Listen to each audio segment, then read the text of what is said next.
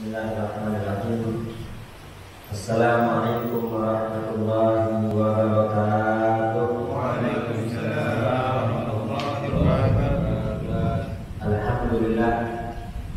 Alhamdulillahilladzi hadana li hada wa ma kunna linahtadiya laula an hadana Allah.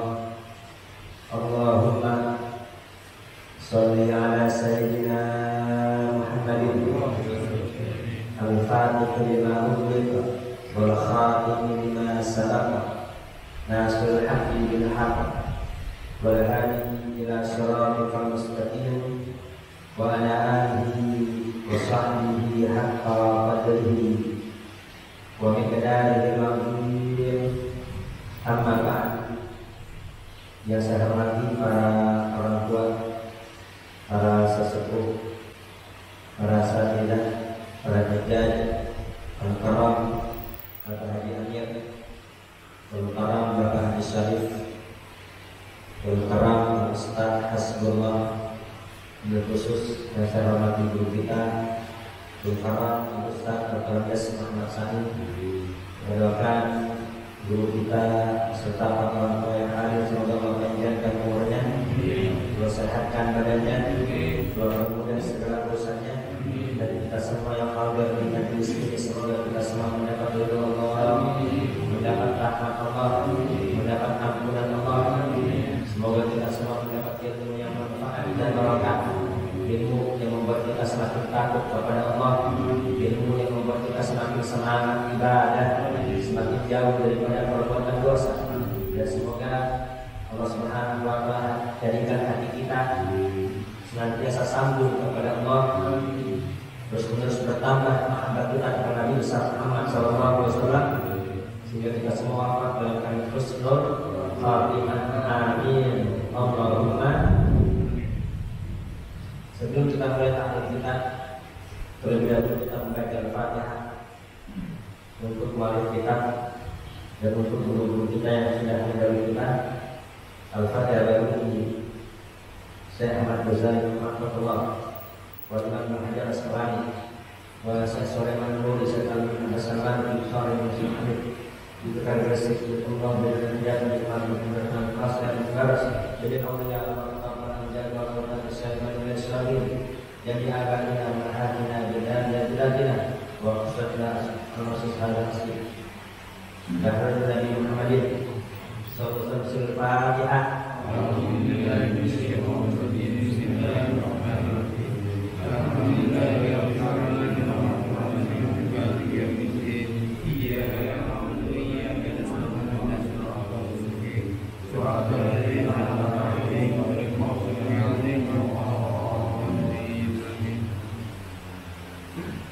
Bismillahirrahmanirrahim. Al-Mu'allif rahimahullah ta'ala wa nafa'ana bihi wa bi ulumihi fid dharain. Amin. Nabi Muhammad sallallahu alaihi wasallam bersabda sebagaimana dari Abu Hurairah, "Idza aradallahu bi 'abdin khairan ja'ala binahu fi nafsihi." Apabila Allah Subhanahu wa Ta'ala menghendaki kebaikan kepada seorang hamba, maka hamba tersebut dibuat merasa kaya, merasa cukup. Wa tuqamu fi qalbihi, hatinya dibuat takut kepada Allah. Wa idza aradallahu bi 'abdin syarran, namun sebaliknya apabila Allah menghendaki keburukan kepada seorang hamba, ja'ala faqrahu baina aynayhi, Allah jadikan kefakiran pada hatinya.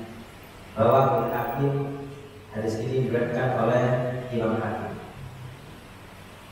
Dalam hadis ini Nabi besar Muhammad SAW mengabarkan kepada kita semua, apabila Allah menghendaki kebaikan kepada seorang hamba, maksudnya kamilan fid dunya wal akhirah.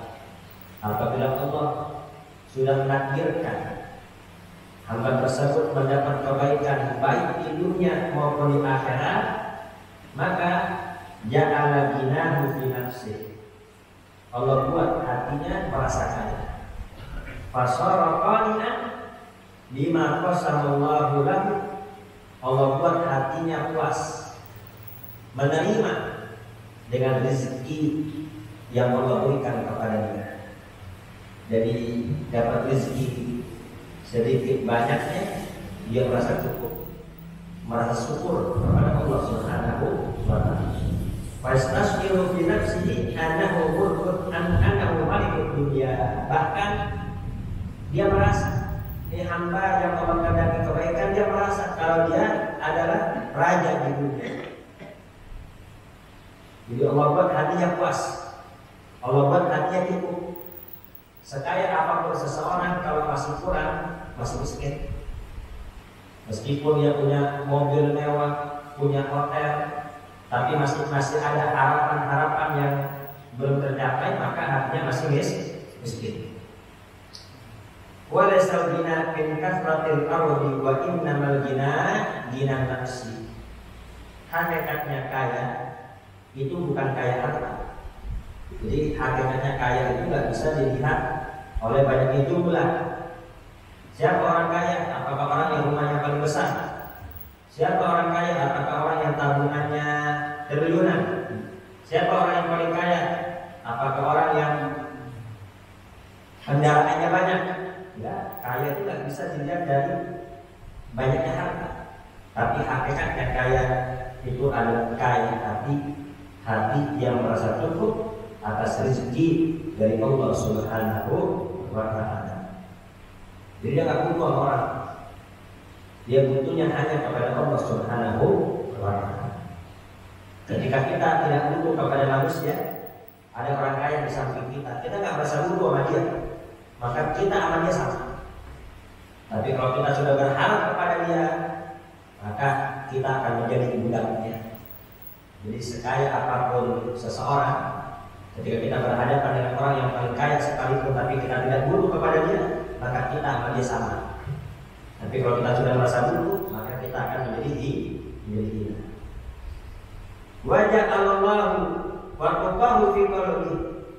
Dan Allah jadikan tuqahu ai khawafahu min rabbi fi qalbi. Allah buat di hatinya dipenuhi rasa takut kepada Allah. Jadi yang ada di hatinya, yang dia takuti hanya Allah Subhanahu wa ta'ala. Tidak ada yang dia takutkan kecuali hanya Allah. Bi an yamla'ahu bi nuril yakin yattaqi bihi Allah. Allah penuhi hatinya dengan cahaya yakin, dengan cahaya iman, sehingga dia takut akan kemurkaan Allah. Adapun murka manusia, dia nggak peduli. Mau yang ini marah, yang ini ngomel, yang ini ngambek, dia nggak peduli. Yang penting Allah nggak murka sama dia. Wa yu'addi fara'idahu wa yaqifu bi indahu. Dan rasa takut itu mendorong dia untuk melaksanakan hal-hal yang wajib dan menahan dia dari melakukan hal-hal yang haram. Kenapa? Karena hatinya sudah dipenuhi rasa takut kepada Allah Subhanahu wa ta'ala. Jadi yang pertama, apabila Allah sudah menghendaki kebaikan kepada seorang hamba, Allah jadikan hatinya kaya. Kemudian Allah buat hatinya penuh rasa takut kepada Allah. Dan sebaliknya, wa idza aradallahu bi 'abdin syarran, kalau Allah menghendaki keburukan kepada seorang hamba, ja'ala faqrahu baina ainaihi. Allah jadikan kefakiran ada pada dirinya. Fa yakhaful faqra abadan, di hatinya selalu dihantui takut miskin selama-lamanya.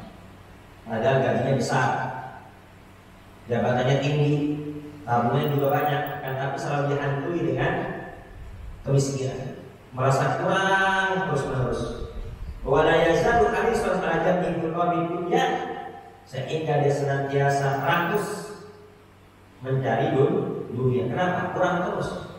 Walasba bima razaqahu Allahu bihi walau kana ghaniyan, dia tidak merasa kenyang, tidak merasa puas, tidak merasa cukup dengan yang Allah berikan kepadanya, meskipun dia sudah kaya, kurang terus. Ya.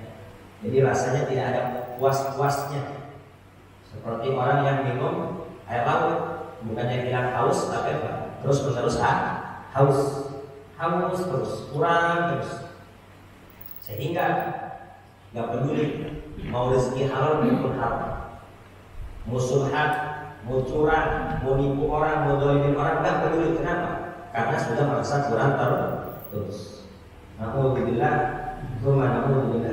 ya kita lihat para koruptor. Para koruptor korupsi bukan dikarenakan kekurangan, padahal tabungannya banyak. Itu harta dia mungkin 7 turun nggak habis. Tapi kenapa kok masih korupsi dan korupsi? Karena di hatinya selalu dihantui takut miskin. Ya seperti itulah. Nabi besar Muhammad SAW pernah bersabda, manusia itu bisa tua kecuali 2 hal. Di antaranya ialah orang yang rakus harta. Orang yang rakus harta semakin tua semakin rakus. Jadi kalau udah Allah kehendaki keburukan, maka nggak akan ada cukupnya. Itu Nabi kita Muhammad SAW pernah membuat gambar di tanah, membuat gambar kotak di tanah, bikin gambar kotak. Kemudian digaris lagi. Kalau Nabi SAW digaris tengah, garis sampai lewatin kotak, gambar kotak, habis gambar kotak garis lagi, sampai lewatin kotak di garis panjang, ngelewatin gambar kotak. Kemudian tengah-tengahnya kasih titik, dan kanan kiri kasih garis-garis. Nabi besar Muhammad SAW menjelaskan, ini yang di tengah adalah manusia, dan garis kotak ini adalah garis ajal. Jadi kemanapun manusia pergi, maka dia gak bakal lepas dari yang namanya maut. Kalau udah ajalnya tiba, sekaya apapun dia, setinggi apapun jabatannya, itu gak bisa ngebela dia dari yang namanya kematian. Pak Harto kurang apa kayaknya? Yang nanganin dokter-dokter ahli, waktunya wafat juga. Kalau Pak Harto aja yang ditangani dokter ahli wafat, apalagi kita yang sakit cuman pakai obat-obat baru. Ini lebih lagi, lebih kembali kepada Allah Subhanahu wa Ta'ala. Jadi manusia di tengah-tengah dikelilingi oleh ajal, dan garis-garis yang ada di sampingnya ini adalah musibah, sakit, ujian-ujian. Jadi selama hidup manusia nggak bakal lepas dari yang namanya ujian. Sampai kapan? Sampai menghadap kepada Allah Subhanahu wa Ta'ala. Adapun garis yang tengah terus sampai keluar kotak. Ini apa? Amal anak-anak manusia. Anak-anak manusia itu melewati batas umurnya. Padahal mah udah waktu asar, bentar lagi udah mau maghrib. Kalau udah asar tunggu maghrib lama apa tidak? Enggak tahu. Udah tua, rambut sudah beruban, tubuh juga sudah lemah. Akan tapi apa? Angan-angannya ini masih panjang. Ngelewatin apa? Ngelewatin usia. Padahal itu harta cukup, jangankan buat dia, buat tujuan juga nggak habis. Tapi dikarenakan Allah buat hatinya miskin, jadi dia halalkan segala cara melakukan korupsi dan lain sebagainya. Alhamdulillah, alhamdulillah. Anas dari Sayyidina Anas, idza aradallahu bi 'abdin khairan faqahahu fid din. Nabi besar Muhammad SAW bersabda, apabila Allah menghendaki kebaikan kepada seorang hamba, faqahahu fid din, maka hamba tersebut akan dipahamkan mengenai urusan agama. Ja'alahu faqihan bi umur din wal ahkam syar'iyyah. Kalau jadikan dia paham urusan-urusan agama dan hukum-hukum syariat. Nah, kita hadir di sini tanda Allah ridho sama kita semua. Tanda Allah senang kepada kita, sehingga Allah gerakin kita semua untuk memahami agama. Tapi sebaliknya, orang yang tidak Allah kehendaki kebaikan, maka Jangankan untuk hadir, niatan mau hadir saja tidak ada. Nabi besar Muhammad sallallahu alaihi wasallam bersabda, "Asyadun nasi hasratan yaumal qiyamah rajulun amkanahu talabul ilma fid dunya wa lam yatlubhu." Paling dahsyatnya penyesalan seseorang nanti di hari kiamat siapa? Paling dahsyatnya orang menyesal di hari kiamat adalah rajulun, seseorang yang amkanahu talabul ilmi fid dunya wa lam yatlubhu. Dia memiliki waktu luang, memiliki waktu kosong untuk nyari ilmu, badan sehat, kemudian tidak sibuk dan gak jauh tempatnya, memungkinkan untuk nyari ilmu tapi gak mau nyari ilmu. Ini paling dahsyatnya penyesalan, paling dahsyatnya orang menyesal nanti di hadapan Allah Subhanahu wa ta'ala. Bahkan itu dalam kitab Al-Misal itu diriwayatkan ada seseorang yang sedang dihisab oleh Allah Subhanahu wa ta'ala. Kemudian ketika dihisab ternyata kebaikannya kalah banyak amal keburukannya, dosa-dosanya lebih berat dibanding amal baiknya. Maka mau tidak mau harus masuk ke dalam api neraka.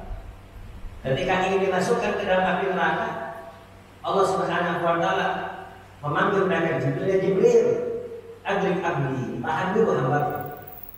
Salku, tanya kepada dia, "Hal jalasa fi majalisil ilmi fid dunya?" Tanya lagi, apakah dia dulu pernah duduk di majelis ilmu semasa hidup di dunia?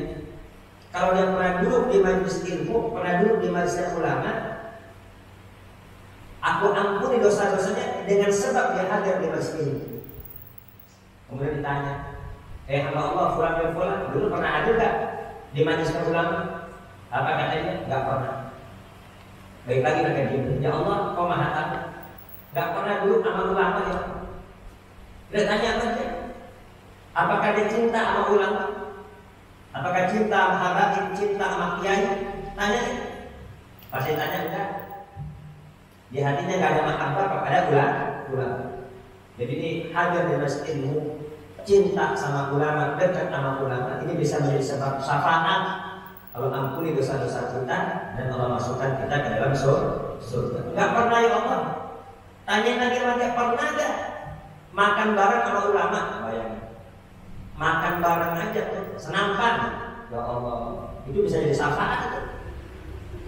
Ini riwayat terdapat dalam kitab Manhajus Shalih. Ini bukan kisah-kisah yang enggak jelas. Kisah dengan riwayat yang sangat jelas. Tanya pernah enggak makan bareng sama ulama? Jadi ngopi bareng, ya duduk bareng sama ulama itu penting. Bisa jadi syafaat nanti.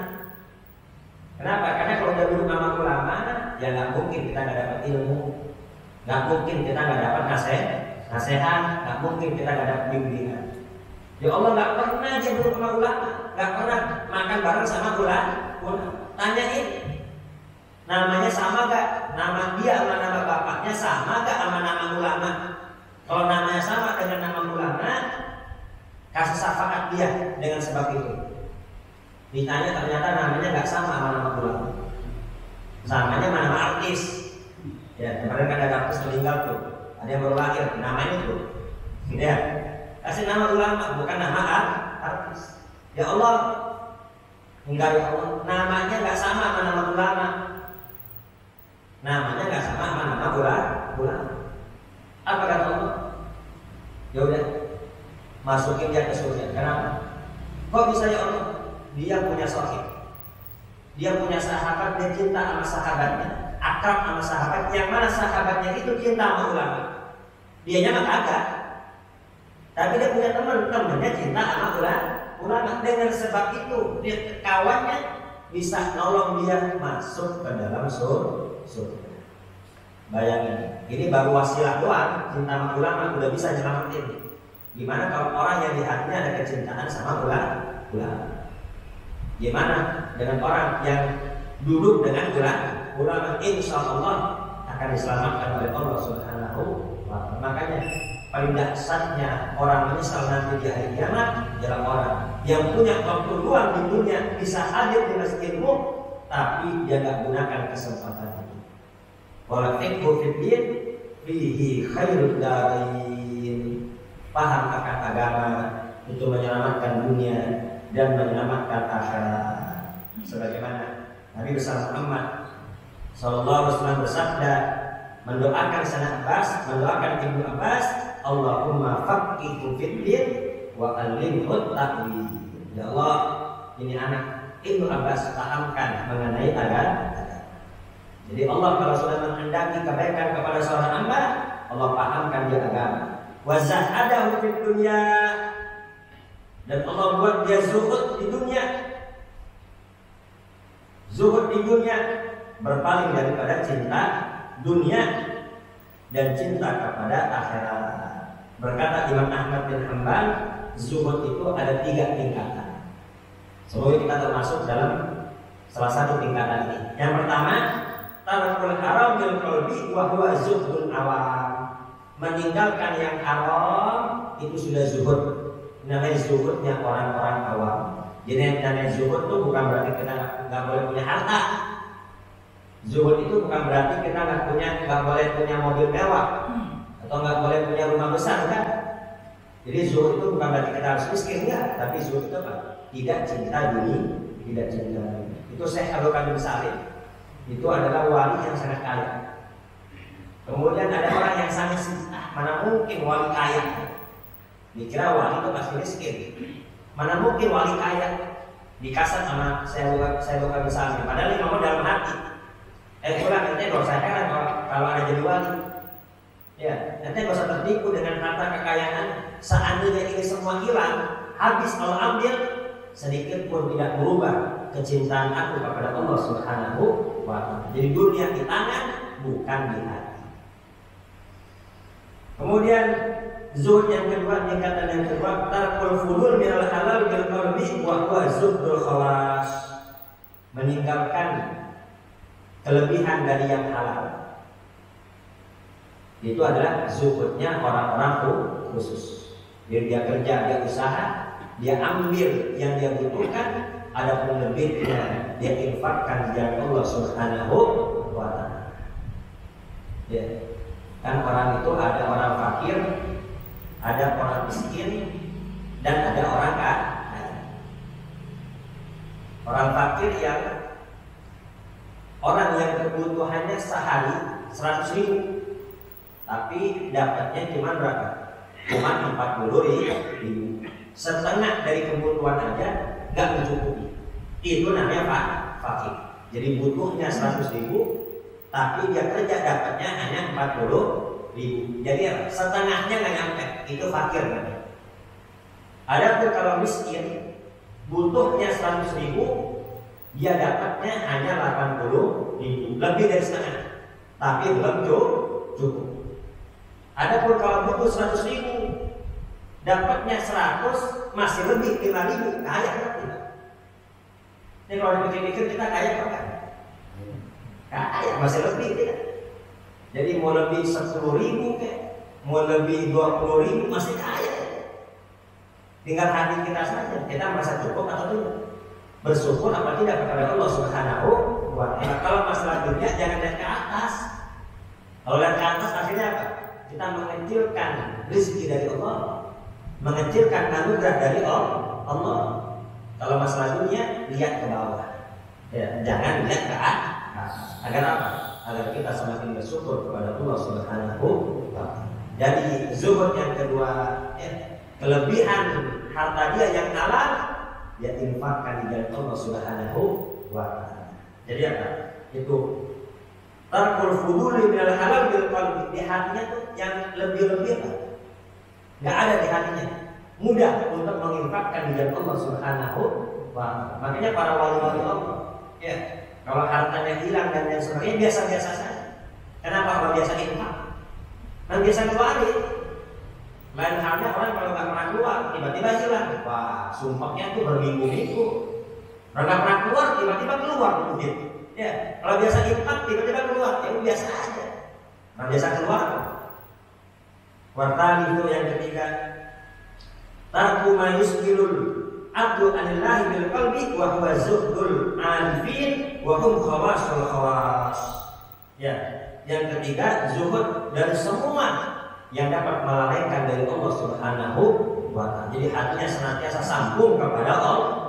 Ini zuhudnya orang yang lebih khusus lagi. Ya, jadi sekurang-kurangnya kita zuhud yang pertama, ya. Jadi apa?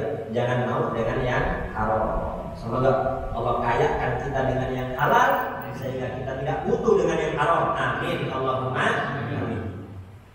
Kemudian wa basyarahu uyubahu. Ini tiga nih. Kalau Allah sudah menghendaki kebaikan kepada seorang hamba, Allah pahamkan dia agama. Allah buat dia zuhud terhadap dunia. Wa basyarahu uyubahu. Allah perlihatkan dia akan aib-aibnya. Allah perlihatkan dia, Allah nampakkan dia akan kekurangan-kekurangannya. Ya, ini udah tahun baru. Kita udah masuk tahun yang baru. Berarti usia kita bertambah. Jadi dengan usia kita bertambah, kita semakin lama dari dunia. Semakin lama apa semakin sebentar nih? Semakin sebentar. Ya, gantinya tahun menunjukkan bahwasanya kita semakin dekat dengan yang namanya kematian. Nah, ini orang yang Allah kehendaki kebaikan dengan bertambahnya usia, dia bertambah cerdas, bertambah paham akan kekurangan dirinya. Ya Allah, ini udah waktu asar ini. Bentar lagi mau maghrib, mau kembali sama Allah. Ya Allah, masih kurang ini, masih kurang itu. Yang ada di pikirannya kurang ibadah, bukan kurang akal. Sholat masih belum khusyuk, zikir belum merasakan nikmat, tahajud belum bisa istiqomah. Ya Allah, sampai kapan saya begini? Ini kalau wafat masih begini, hal itu tidak salah. Allah tampakkan kekurangan dirinya, berharap kepada Allah agar Allah sempurna. Ay arrafahu bi uyubihi wa awdaha lahu liyajtanibaha. Allah pahamkan dia, Allah jelaskan kepada dia akan aib-aib kekurangannya sehingga dia berusaha untuk menjauhi. Kal ujubi waridati wal kibri wa ghairi dzalik. Ya Allah, ini masih ada ujub di hati. Di hati masih ada ujub. Ya. Di hati masih ada riya, ya Allah. Di hati terkadang masih ada kibir, ada sombong yang kotor. Ya Allah, bersih. Ini jangan sampai wafat hati masih kotor. Ya. Jadi yang ada aib dirinya, bukan aib orang. Ya, yang ada adalah aib dirinya. Wal yuskilu uyubahu an uyubin nas, sibuk akan aib-aibnya sehingga tidak ada waktu untuk melihat aib orang lain. Tapi sebaliknya, kalau Allah kehendaki keburukan, maka tidak Allah gerakkan untuk memahami agama. Allah buat dia rakus terhadap dunia, dan Allah buat dia sibuk sama aib orang, lupa sama aib sendiri. Jadi hidup di dunia jangan kayak wasit. Ya, apa kerjaan wasit? Mondar-mandir nyari kesalahan orang. Kalau mau nyari kesalahan orang, mau nyari aib-aib orang, nggak perlu sekolah. Ya, jangan sampai kayak wasit mondar-mandir keliling kampung, teriak, fulan bin fulan tuh rambutnya rontok, padahal rambut dia sendiri botak. Ya, dia ngomong kejelekan orang, padahal dia lebih buruk lagi. Ya Allah, semoga Allah selamatkan kita semua.